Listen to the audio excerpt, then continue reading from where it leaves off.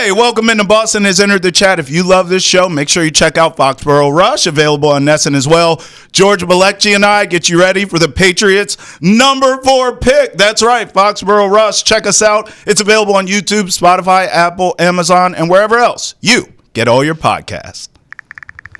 All right, here we go. Time to enter the chat. Oh, yeah. Boston has entered the chat style. Travis Thomas here with the legend, Kasey Hudson. How you doing, Case? That's me. No, I'm just kidding.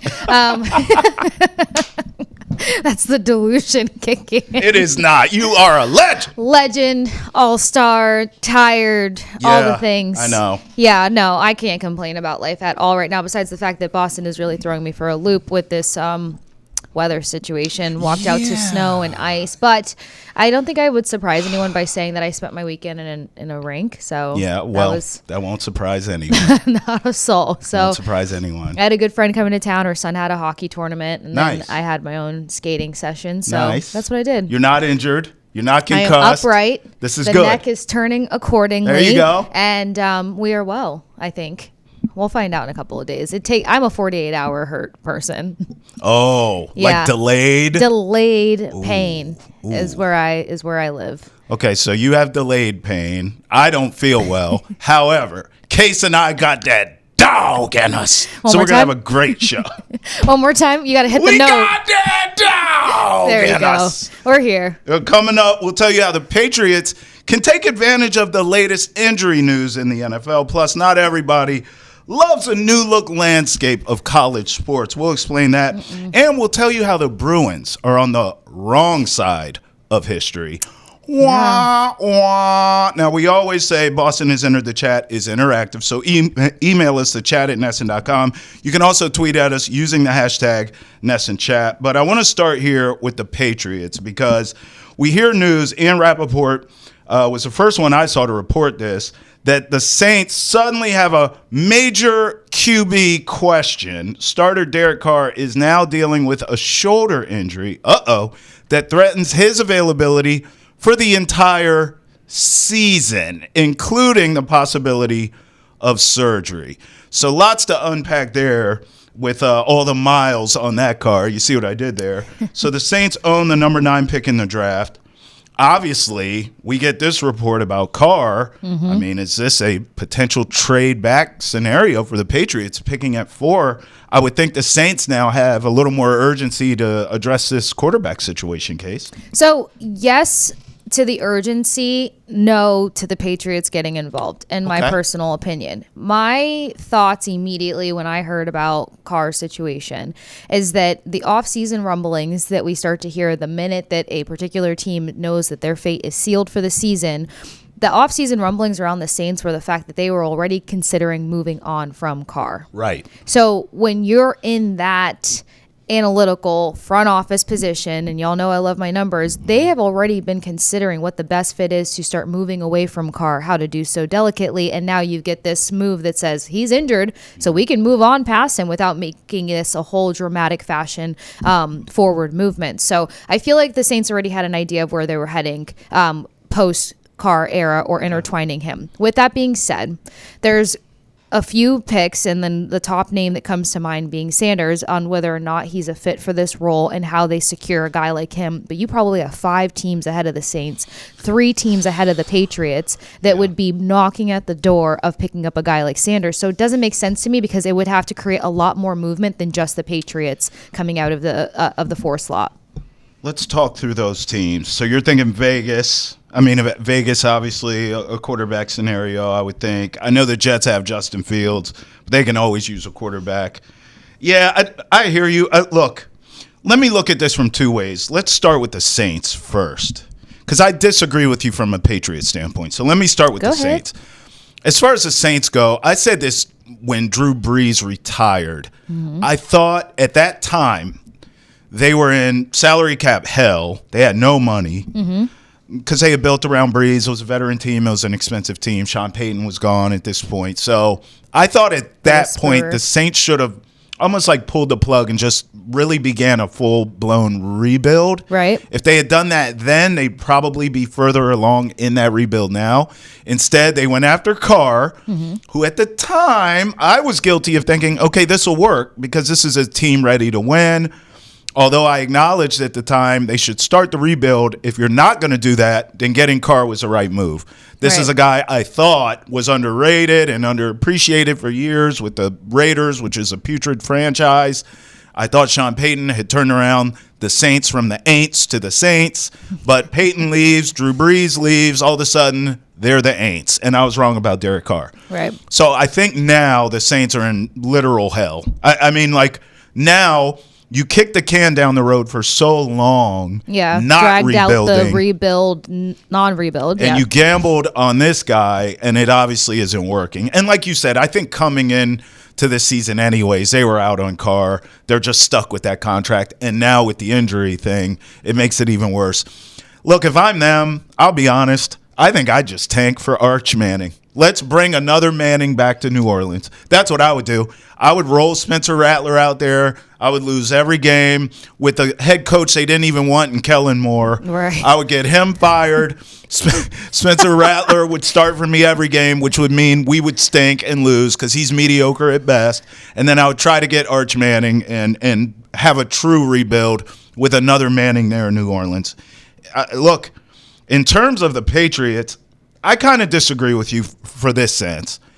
Give me the other angle. Go ahead. If Travis Hunter's gone, If Abdul Carter's gone, then I'm okay with trading back. I don't care who it is. Saints, Raiders, you name it. It doesn't matter to me. You're okay with trading back in hopes of getting how many pieces or what pieces in return? I think looking at this roster for the Patriots. Right. Now, defensively, they've improved, obviously, via trade and free agency. But you still have some holes defensively, but you have a ton of them, like Swiss cheese offensively. Yeah. So I would want, whatever the trade looks like, I would want more picks, which you know you would get. I would want more picks in this year's draft. I would not play the NBA game of taking next year's second and all. No. Okay. Give me picks in this draft, which, by the way, there are some high-end talents at the top, like the two guys I named, Abdul Carter, Travis Hunter. Yep. Cam Ward obviously going number one. But outside of that, this is really a deep draft in terms of depth and guys who can help you on the offensive side.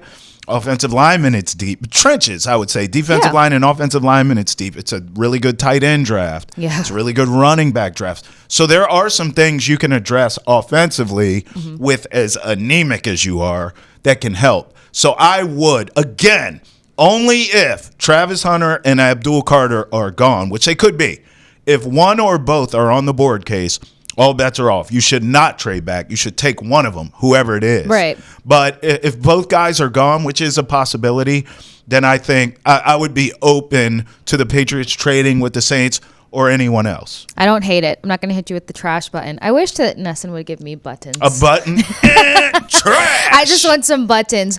Okay, don't disagree with that, considering that you followed up with the highlighter of it being picks now. Yes. Because what I don't love, I'm not a big gambler, y'all, but what I don't love is the whole like future pick situation. And we've kind of seen this weird theme where it's like a draft that has like, 45% hot takes of like guys that can be impactful, and then the next year it's like if you don't grab the 25% that's out there and impactful, then you're screwed. And we don't know what to expect. And then it's going to circle back to a conversation that we're about to have here on Boston is Under the Chat. This transfer portal stuff, it's messing with the future capability of guys that can be ready, NFL ready, and the timeline in which they're NFL ready. Facts. So I'm not playing with future picks. I think the Patriots are in a good position of how they have done their plug and play method. So yeah, if the two key guys are off the board, you've got enough offensive linemen down the stretch to where you can help out a team, you can get some picks, you can add that stock, but I'm not going future for one.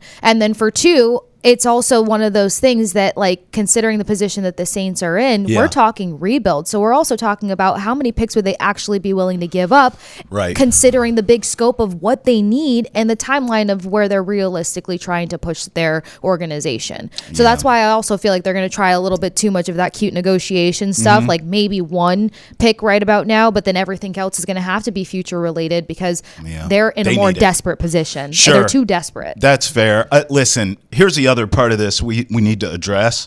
Let's say that Patriots make this trade, and we're talking about the accumulation of picks. We would see what that would look like. Is it a fourth? Is it a fifth? Is it a third? Whatevs.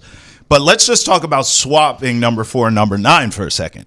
If you're the Patriots, at number 9, you're still in play for a really good offensive lineman. Membu may be on the board. You're still in play for a really good running back. If you wanted to look at an Ashton Genty, which I pray to the football gods they do. Okay, sidebar, we got to have this combo.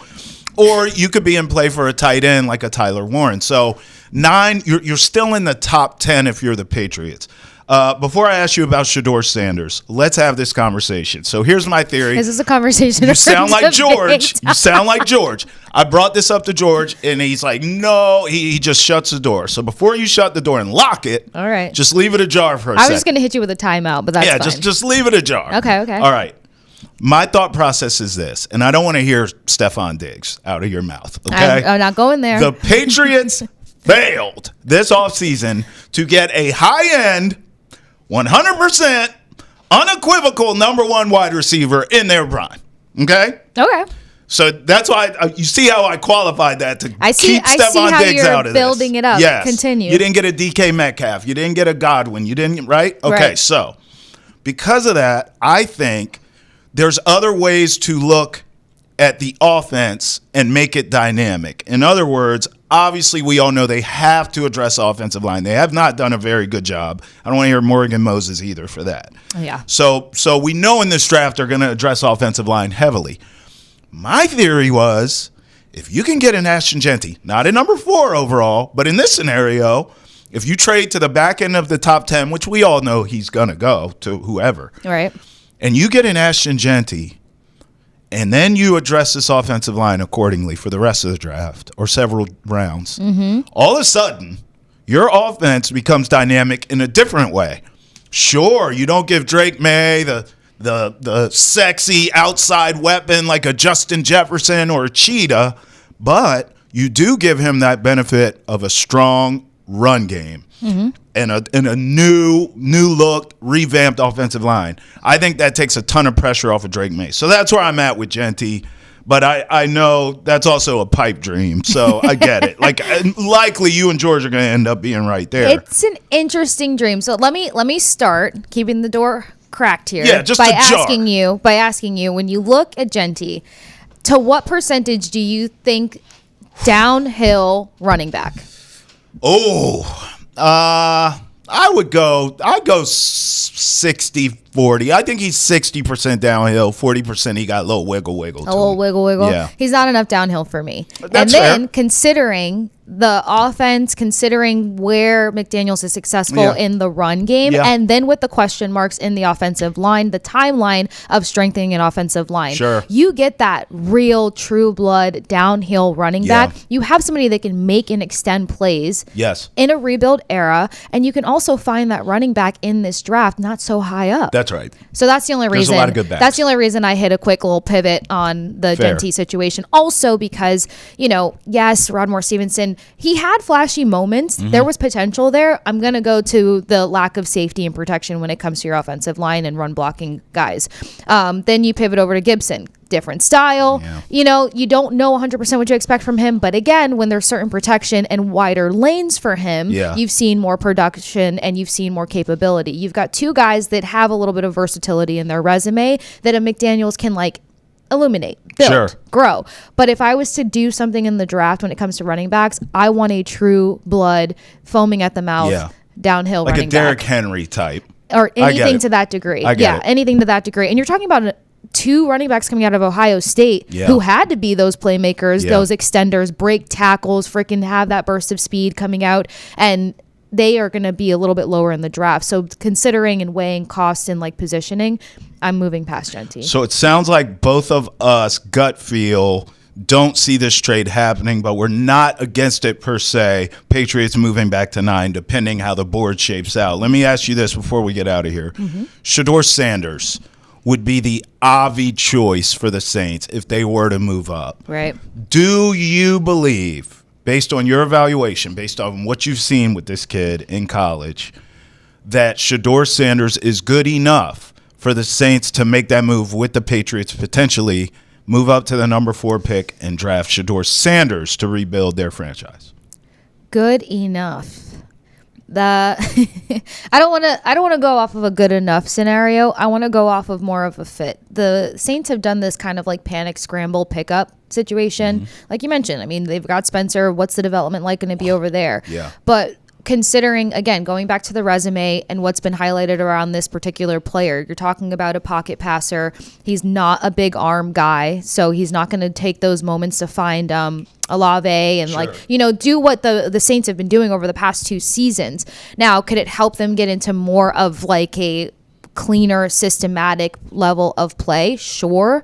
But I think he'd be one of those guys that, Giants, Titans, Browns, it seems like they need more of a just like simple pocket passer guy that they're going to work on development with. Whereas like the Saints, there's just too many question marks for me. So as for him being like their savior, I don't know if he's got the game in which look at the kind of quarterbacks that they put their entire team on the shoulders of. Yeah. You know what I mean? So like if they make that kind of move, they're going to have to change their approach with how they start developing their team and how they start developing their quarterbacks, because they really just have this like throw their quarterback into the deep end approach. And I don't think that'd be a good for Sanders' career. Okay. I'm going to go a different direction with him. I've watched this kid now in college go to 2 different programs, both losers, and turn them around. I mean, literally. Like, he's walked into 2 rebuilds already. Right. Now, it's a college game. I get it.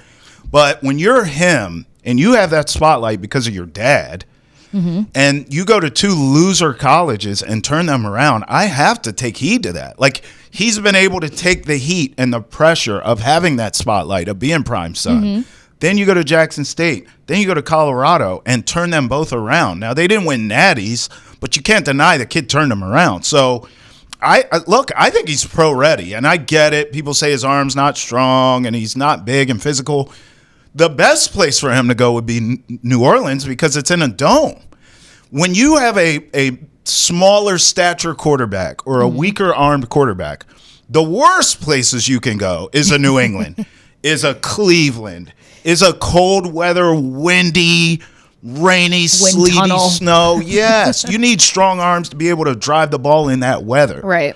Especially come playoff time, right? That's generally January. I think for him to go to a dome team would be an absolute blessing. So I think New Orleans would work because I think Shedeur's uniquely equipped for a New Orleans. He knows how to rebuild, and it's playing in a dome, so you don't have the elements, so that arm doesn't necessarily tell on him. But too much. They also have weapons there for him as well. So I think that could work. What do you say? We want to hear from you. Email us at chat@nesson.com. You can also tweet at us using the hashtag NessonChat. Now, while the Saints may be a mess, that makes Casey happy as a Bucs fan in that NFC South. The college sports landscape is a mess as well. More on that in 30 seconds. But first, stream the entire Red Sox season with a Nesson 360 annual plan. It's available at an all-new reduced price of just $20 a month, paid annually. And for a limited time, get 4 free tickets to Fenway with your purchase. Visit Nesson360.com to sign up today. All right, Case, here we go. College Therapy. transfer portal. Therapy. Lord, the Tennessee Volunteers are moving on from QB1 Nico Imaliava. Thank you very much. Tennessee says that they're moving on. Head coach Josh Heupel informed the team of the decision at the team meeting. So I guess this QB missed meetings and practice on Friday. The rumors are he wants more NIL money. Of course, it always comes down to money now with these kids. So he's no longer an option with the program. What is going on with this transfer portal in college sports? Like it clearly needs some sort of guardrails or redo something, right? A hard redo. After the establishment in 2018 of this transfer portal, I understand they were trying to make it easier to where if a guy or a girl needed to go elsewhere where they thought that their talents would be more utilized or their growth and development would actually be more impactful, then yeah, sure, that happens. The 1 year sit out can do a lot more damage than good. And I was all for that. I'm somebody that was a part of a college athletic program for a short time, and I understand the angst when you are trying to figure out your future in a small window. With that being said, this transfer portal is becoming so damaging. The first thing, a friend of mine and I were actually just talking about it this weekend, that pops out is the roster instability. Like, as a coach, as any sort of program director, to think that you can have such a drastic change on your roster from season to season, how do you game plan around that, for one? And then for two, it's just a headache as a fan. Like, you're now becoming, and with the way that games have changed, yes, you're more of a player fan than you are a team fan these days, but this is emphasizing that, because the minute that a player doesn't have a successful season or doesn't get along with his coach or feels like he's being overlooked or not getting enough NIL money, he's off. And so, like, now you're just tracking the player considerably for the brand rather than the play, and that's a problem. The next thing is you're teaching these kids that, like, they don't have to stick anything through. That's it. They don't have to learn how to be uncomfortable. They don't have to learn to hone in on skill sets that don't come natural to them. You're forcing them to think that everything is going to be comfortable, and when it's not, just move on. Yeah. So now we're playing further into the hand of, like, not sticking anything through. Sure. Loyalty is being challenged. The lack of tenacity is being challenged. Like, it's very problematic. And then the money on top of that. Two perspectives here. I understand that some of these kids that are, like, on the cusp of professional careers are making more money in college than they would in their first 3 years as a professional. Yeah. That's painful. But also, like, that was never an option. Like, as you grow, as you get better with your craft, then your dollar bills increase. So this whole making money just off of branding alone and then thinking that money needs to translate to professional, screw the skill set, is just such a skewed perspective. Yeah, no, that's a good point. It should be noted, too, a lot of this stuff is judicious, and it is being discussed in courts as we speak. So I think guardrails are on the way, and that's my main thing, Case. It just needs to be some sort of something, some sort of standard that everyone adheres to. Right now, it's a wild, wild west in college sports, and we're seeing that, and it's really unfortunate. I also think about this, college sports, college football in particular. It used to be like the minor leagues for the NFL. Obviously, it still is, because the NFL can only draft what college football gives it. Right. But now it feels like literally like just another pro league. I mean, look at the coaches. Nick Saban retired. He got the hell out of Dodge because of NIL. He wouldn't deal with that crap. He didn't want to deal with it because of NIL, because of transfer portal. And it speaks to all the things that you were talking about. Overcoming adversity, learning how, things aren't going well, stick this out, all that stuff's gone now. If a kid doesn't like the way you talk to him, he's transferring out of there. Right. Saban didn't want to put up with it. Conversely, Belichick gets fired from the NFL, goes to college at UNC, and literally changes the program to pro style. Right. Hires a Mike Lombardi in charge of NIL and transfer portal. So they're dealing with that like free agency and trades, and have said as much. That way Belichick can just focus on the coaching aspect. Yes. So now we're seeing these college programs set up like the pros. College coaches now, Case, work harder than the pro coaches, and that was never the case.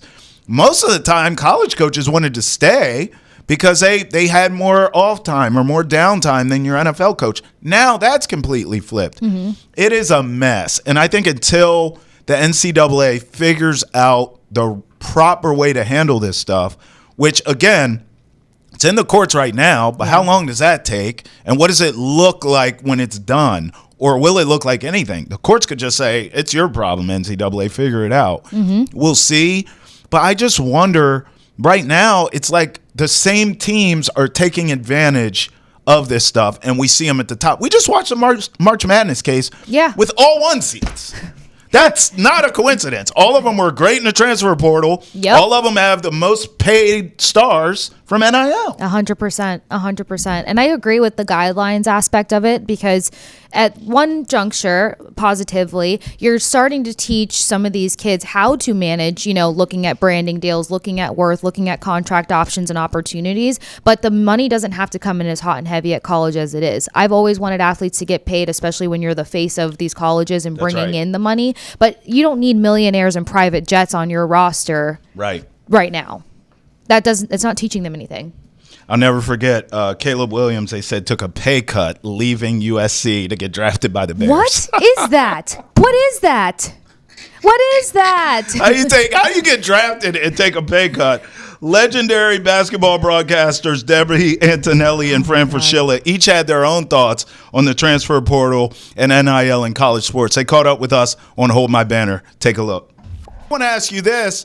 As someone who has watched the game change and evolve as much as you have, and you've talked a little bit about it, I'm curious your thoughts when you saw this new world order in college sports now with the NIL, with the transfer portal. There's got to be some of you that's like, I'm glad I'm not coaching dealing with this, or do you think you would have been in an advantage? What do you make of all this stuff? Every college coach who's been doing this longer than 5 years is making adjustments. And it's crazy. And right now, there's no guardrails. You've heard that cliche, right? No guardrails. It's crazy. If the NBA, MLB, NFL, NHL, pro soccer, if they have salary caps, you got to have a salary cap here. We got to get this under control. I'll tell you what's happening. Kids are staying in college and they all have agents, and the portal is wide open. It's ultimate free agency. So it's a little crazy right now. There's unintended consequences, both good and bad, with this NIL stuff. It's really hard to have continuity. It's it's hard for kids to overcome adversity anymore, because in the old days, I'll tell you a story. When you guys may know the name Jermaine Samuels, okay? Mm-hmm. Jermaine played at the River School, played at Villanova. He's in the G League now. He's had a couple call-ups. But Jermaine did not play at Villanova as a freshman. Mm-hmm. And I would call my son Matt and say, Jermaine transferring? And he'd say, no, Dad, he gets it. He doesn't know the system yet. When he gets it, he'll play. Well, from his sophomore year to his senior year, he was a great Big East player. He's been with the Pacers. I think he's with the Rockets now. Mm-hmm. But he waited his turn. Mm-hmm. You don't see that as much now with kids sitting, transferring, because the portal's wide open. Right. Now, if not all of them, but if kids hit adversity, they're out. Mm-hmm. Yeah. And in some cases, it's a good move for them, maybe to go down a level. But in other cases, man, adversity is what makes you a great player in time. Right. And so some of that is missing. Getting some money in your pocket is good. In some cases, it's great. Mm-hmm. In some cases, it's life-changing money, especially if you're not going to be an NBA player. But we're navigating, to your point, Travis, a whole new world. It's got to be sorted out and brought a little bit under control so that we have the kind of rules and regulations at a smaller level that the NBA has. Yeah. Another thing that I want to talk about with college basketball that seems crazy to me, and I haven't seen a lot of people talking about it too much, is this new JUCO rule, allowing the guys come out of junior college and have 4 years of eligibility. Are we seeing the end, or at least close to the end, of the true freshman in college basketball, unless you're a Cooper Flagg or you're an AJ DeBenza? Yeah. Andre, here's what I would say, Ante. I put it this way. If you sued the NCAA right now for eligibility, you could probably get it. You could probably beat the NCAA and be playing, right now, because there's no rules. Let's get him back. Yeah, maybe he might see the NIL thing and want to get back to UTEP and Fresno, or maybe even Boston College. Yeah, but it's crazy. So. What did you ask me? I forget, because you told me you said JUCO, and I thought, oh, yeah, you get extra years now. Are we seeing the end of the college freshman just because of the new JUCO rule that allows? I know Rick Pitino was talking about he's not really recruiting freshmen anymore. So why would you, when you could get a 20-year-old with 4 years of eligibility versus an 18-year-old who's all worried about the money and NIL and all this other stuff and doesn't understand basketball as a full concept? You got a guy who comes in 2 years already done in the college system, and now he has 4 years of the eligibility just like a freshman would. It's a great point, but I'll take it even a step further. You laid it out perfectly. But now, if you have a chance to get a one-and-done high school guy, okay, you grab him. Okay, we get that. But if you're top 50, top 75, top 100, top 150, and you go to a place where they're bringing in, well, forget the JUCO guys, just one-year transfers. Right. Yeah. Hunter Dickinson going from Michigan to Kansas now, where he's played 2 now, Right. because he got the 5th year. And that guy probably made over 2 years close to $2 million. Woo. So yeah. So the point is, if you're Bill Self or you're most other coaches, Shaka Smart and Kelvin Sampson and some others are doing it with the old way, old school, and they're still taking care of their guys. But if I'm Bill Self and I can get a top 75 high school guy who may or may not be ready, and I can get an All-American like Hunter Dickinson for 2 years, that's a no-brainer. Mm-hmm. That's the problem right now for these high school kids who are not the top 25, is that they almost have to go down a level, maybe go to the A10, go to a roadie, put up 18 points a game as a freshman, and then transfer up. It's almost like European basketball. Right. And if you go to Providence, for example, using them locally, hot shot, top 75 guy, and you're not playing that much as a freshman or a sophomore, maybe then you transfer over to BU, get a little less NIL money, but you're going to play 30 minutes a game. These are all the complications and unintended consequences of NIL and the freewheeling transfer portal. Mm-hmm. And by the way, the unknown thing here is agents. Everybody's got agents now. Right. We used to call illegal, guys cheating, NIL, now means now it's legal. Are you used to talking about NIL and transfer portal yet? Because I'm not going to lie, Debbie. I'm still just, every time it happens, like, we're talking about Olivia Miles, right? Like, she's playing so well at Notre Dame. It's one thing to decide to not go to the draft. Cool. Happens all the time. But then to, transfer, it just drives me nuts, and I don't know, is it me or are there other people within the game that are like, oh, here we go again with the NIL and the transfer portal? Or do I just sound like an old man yelling at clouds, Debbie? No, you definitely don't sound like that. I think it's such a hot topic, and it's kind of vague. Like, there's no rules. We really don't understand it. Like, we're waiting on the rev share, and schools are going to have an option to decide with their 20 plus million where they're going to put it. And most schools are going to put it in football because football is a revenue generating option. Mm-hmm. So if you're going to pay the players, you're going to generate revenue. And traditionally, we know that football has carried the freight for the rest of athletics in college, including men's basketball. There's not many men's basketball teams that make profit either. So I am concerned that when you have players on your team making more money than your staff, and how that's going to affect the amenities. I mean, you guys are, the amenities that these players are able to take advantage of, from massages to the way they travel to the nutritionist and the access they have to the resources from a fitness standpoint. There's so much available to these athletes now, and I'm just wondering how that all is going to factor into the tax base of what they're receiving. Like, are those going to become taxable income? Like all the gear that you get, like all the shoes that you get. Like, we don't know because nobody's really tapped into it, and I'm not smart enough to know all the antitrust and all the economic rules around the NCAA being a nonprofit. But we are at a significant inflection point on how all this is going to be handled. And I know football and men's basketball will survive because they have the NCAA tournament and $1 billion contract with CBS. On the basketball side, I am concerned about women's sports in general. Mm-hmm. There are going to be some female athletes, they have definitely benefited from the NIL. You guys were not watching the NCAA tournament. You saw more Flaugier and Caitlin and Paige than you saw Cooper Flagg. Right. I mean, he was the only guy I saw. Once in a while, you might see another guy, but I think the women have benefited in that space. I don't know how they're going to handle the rev share. I don't understand it enough to know, but it is definitely a part of conversation everywhere you go. Thanks, gang. To see more interviews like this, check out Nesson's Basketball Podcast. Hold my banner. It's available on YouTube, Spotify, Apple, Amazon, and wherever else podcasts are found.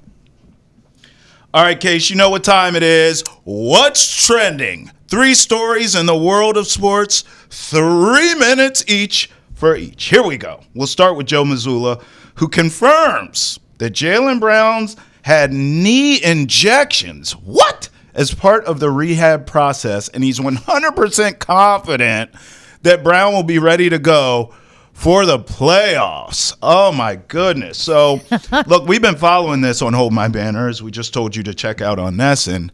And the thing that drives me nuts with this, let's call it the last month or so, give or take, maybe 6 weeks. 30 days. Jaylen Brown has been dealing with knee issues, and he's been playing through it. Now, they're keeping him on a minutes restriction. It's not like they're not taxing him. But even the fact that he's playing, I've been complaining about on Hold My Banner. Why are you doing this? Why? Like, if any of these guys have as much as a hangnail, take them out. Like, you had the 2 seed pretty much wrapped up many moons ago. Yeah. I mean, who cares? Like, seeding doesn't even matter. You're the defending champs.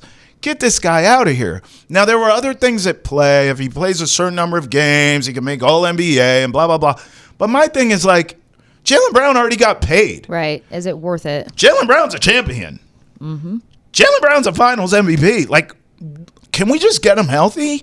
I don't think it should have ever got to the point where he has to get these pain injections in his knee. Yeah. He should have been resting the whole month, as far as I'm concerned, Case. I could not agree more, because the minute that you start looking at a guy and saying we're going to put you on a limit, minutes on the court, we're going to start to monitor that heavily, take him out, because they're already in great positioning. Considering contribution wise, it's not like he's over here adding like a load to the tally. And then I personally believe that this Celtics team has been put in a position where they got key players to get injured in inopportune moments, and they have to learn how to readjust. Make that readjustment now, so that you're ahead of the curve, whatever may come playoffs.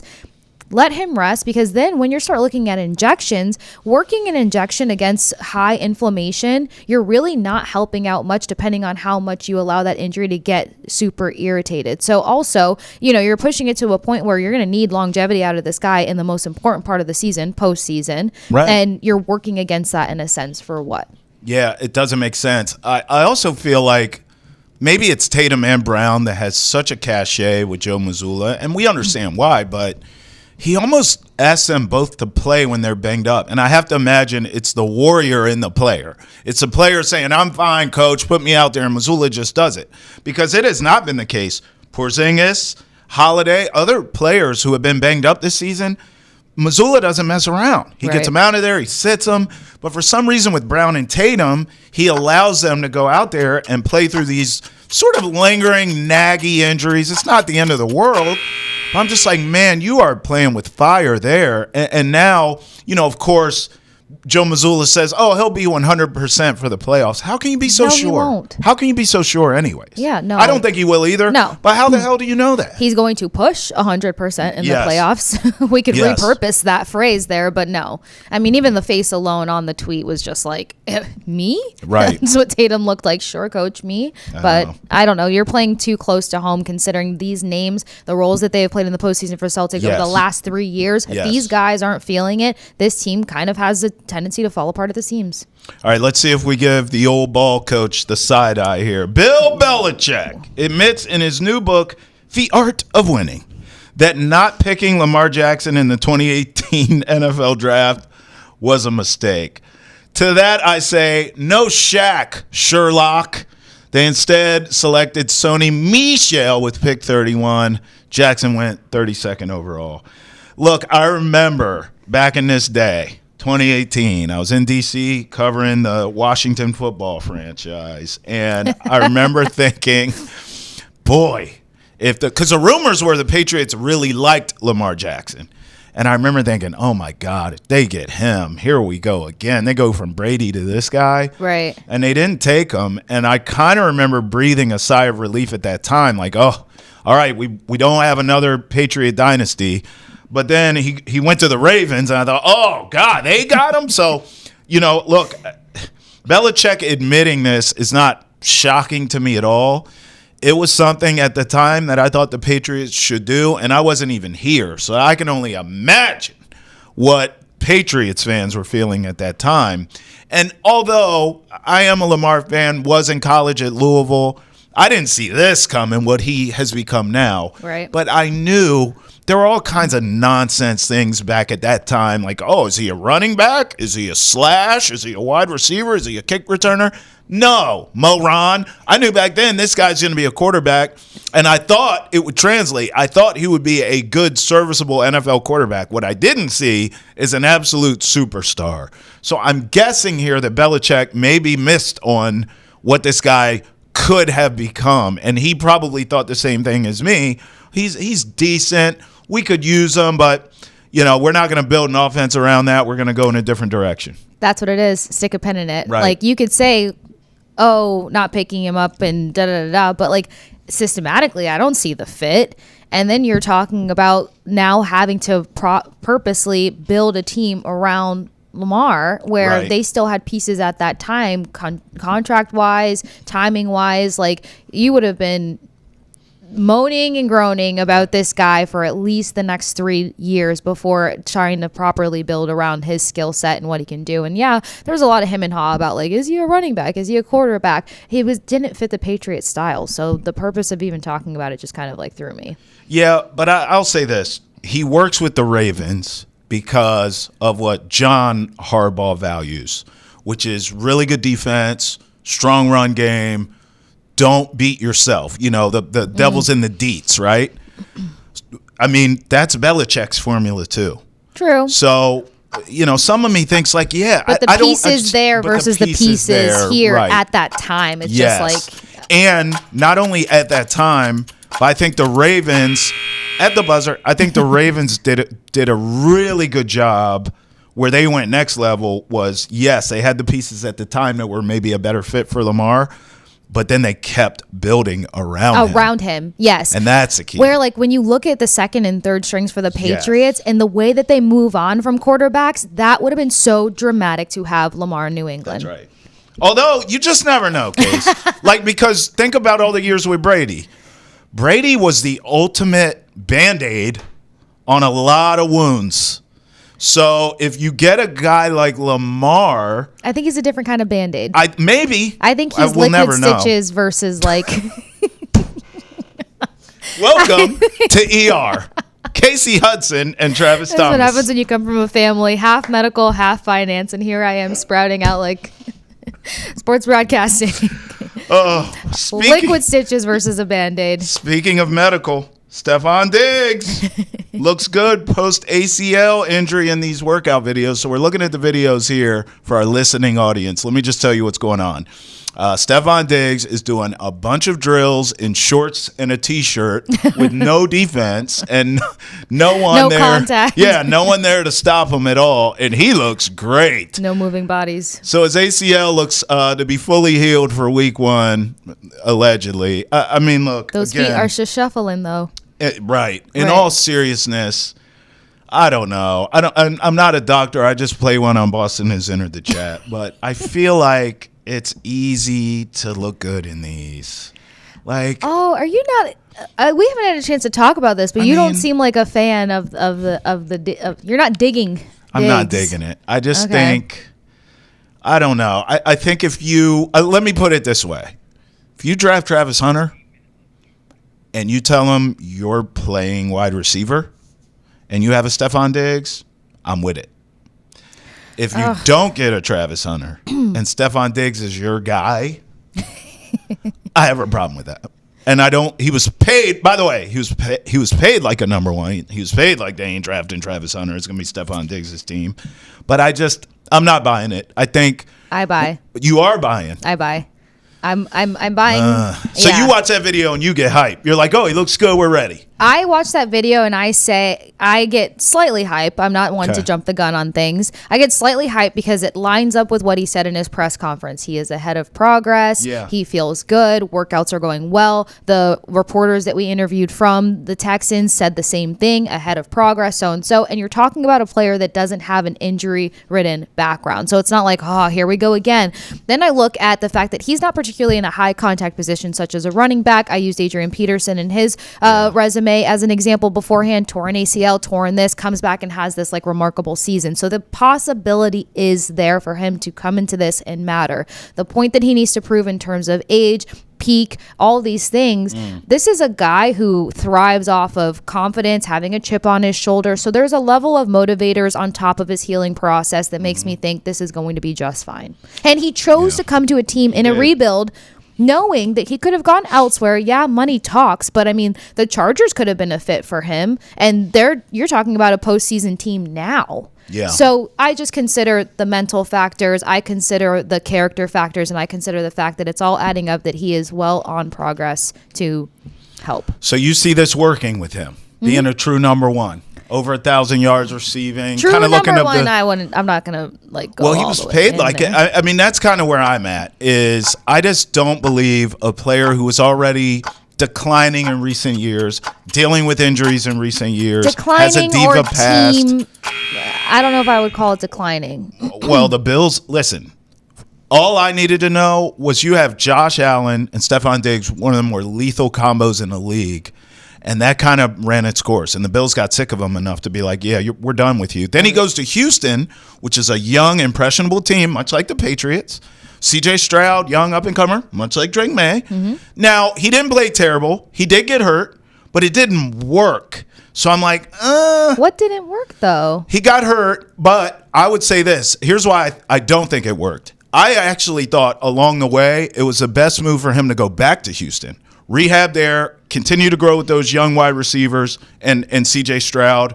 And you have a better chance to win in Houston than New England.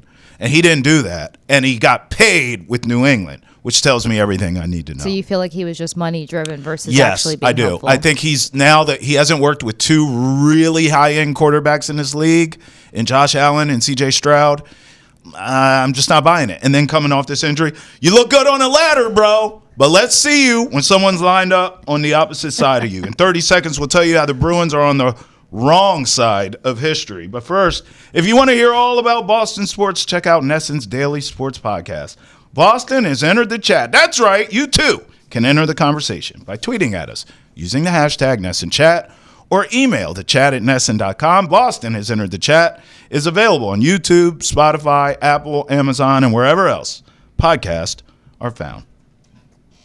All right, Case, I come to you, the hockey oracle. We are not worthy. We are not worthy.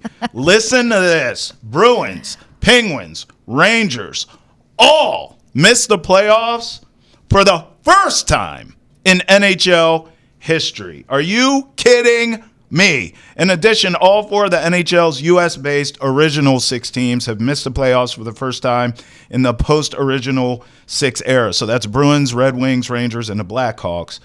What the hell gives, Case? This is insane. The times are a-changing. That's really what it's come to be. You've got some of these younger, faster teams that made an impact at the right time of the season. For one, they created a lot of tight windows, points system issues. You know, the fact that the Blue Jackets, who are a team that were quote unquote very much in a rebuild over the past couple of years, so much chaos around that organization, started to make a push for that wild card spot, which starts nicking out some of these original six teams. I just think it's the fact that a lot of these older teams, a lot of these dynamic teams, they're going to be forced into certain rebuilds or culture shifts. It's the culture shift that really stands out to me heading into this round of playoffs, because you've got young guys that have a bigger voice in the NHL, and you never saw that before. And I also tie that to the fact that you've got young guys that are dictating where they want to go, who they want to play for. Like, this is not a league that is used to that. And the more that grows, it's going to shift which teams build and grow, have the right rebuilds, and evolve with where the NHL is going. And there's so many different evolution points to the NHL right now. Yeah, one of those teams that missed out were the Rangers. The Rangers are the 4th team to miss the playoffs after the season after winning the President's Trophy, which is crazy to me. I thought for sure, I'm sure Rangers fans have to feel this way. I thought for sure the Rangers were going to be a player this year finally and break through and go on a deep playoff run or maybe get to the Stanley Cup Finals. They didn't even make the playoffs, Case. I didn't see them making the playoffs at all. You knew. You saw this coming. They didn't have an identity. They didn't have a plan. They weren't developing their young players, and then they paid Shedeur a lot of money. Yeah, they did. Yeah, I looked at the Rangers from day one and said, what is the plan? And they had a pretty sexy start to their season, and I was still asking, what is the plan? Yeah. And it's getting to the point now where you can't just have that top line that comes in hot for you. You've got to have a tidal wave of rotation when it comes to contributors, and development is going to be key. You're seeing young guys come in and make an impact. You're seeing signings happening and teams investing in that opportunity. So it's just like, again, the cultural shift has to come in to play here. They have to start focusing on these younger players as the game continues to evolve. All right, here's my prediction. The winner of the Stars-Avs matchup in the West will make it to the final to take on Ovi and the Cavs for Lord Stanley's Cup. How do you feel about that? I love that. Stars are always one of my underdogs. Yep. It's just Ottinger's play in the postseason is where my question marks come in. And, of course, their defense has to get on the healthier side. The Avs are just one of those teams that are kind of scary. Like they're just down the center. They're 4 centers, and like the experience and the skill set that they have there, it's something that can come in hot for them. There's a number of similarities to 2022 for the Avs for me. And then the feel-good story of all feel-good stories, I'll take Ovi to get another Stanley Cup. I think he needs one more for that legacy. Yeah? What do you think? I have a couple question marks when it comes to the Capitals, but also they're doing the right things and resting key players at the right time. And then goaltending is pretty stout for them. So the amount of contributors that they have, when you saw Ovi go down and the guys that started scoring, again, that depth, that's where you really come in hot. That's where, outside of the Panthers being a very overwhelming team, their depth was something that just kept them in every mark of the playoffs. So I want to root for the Capitals, but I just feel like the East is going to be a bit of a surprise. No doubt. All right, that's going to do it for us here on Boston is Under the Chat. For Travis Thomas and Kasey Hudson. Until next time, peace.